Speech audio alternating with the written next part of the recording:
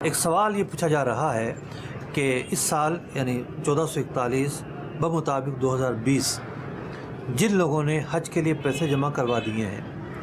اور ابھی تک حج کے لیے جو پیسے جمع ہوئے ہیں پرائیویٹ کاروانوں میں تو جمع نہیں ہوئے ہیں بلکہ گورنمنٹ اسکیم کے لیے لوگوں نے پیسے جمع کروائے ہیں،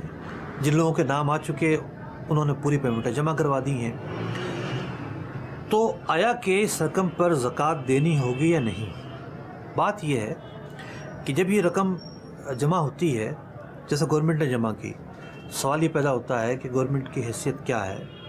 آیا کہ وہ ہماری وکیل ہے، آگے جا کے ہماری طرف سے معاہدے کرے گی، تو پھر تو ہم یہ دیکھیں کہ جی پیسے رکھے ہوئے ہیں، معاہدے ہوئے یا نہیں ہوئے۔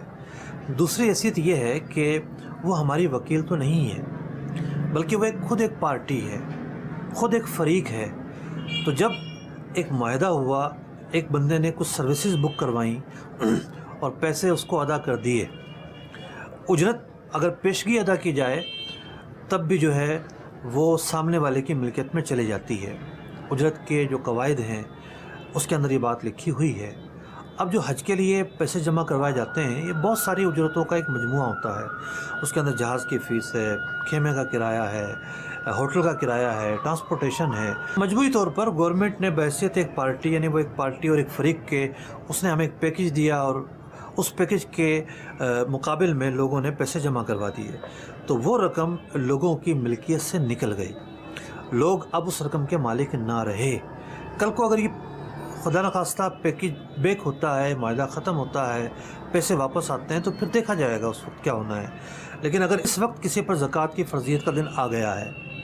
مثال کے طور پر 20 رمضان المبارک کو کسی پر زکوٰۃ فرض ہو جاتی ہے، تو وہ ان پیسوں کے متعلق یہ سمجھے گا کہ یہ میری ملکیت میں نہیں ہے، اور وہ اسی تناظر کو سامنے رکھتے ہوئے اپنے زکوٰۃ کا حساب لگائے گا اور اس رقم پر زکوٰۃ نہیں بنے گی۔ اگر یہ پیسے واپس آ جاتے ہیں بعد میں،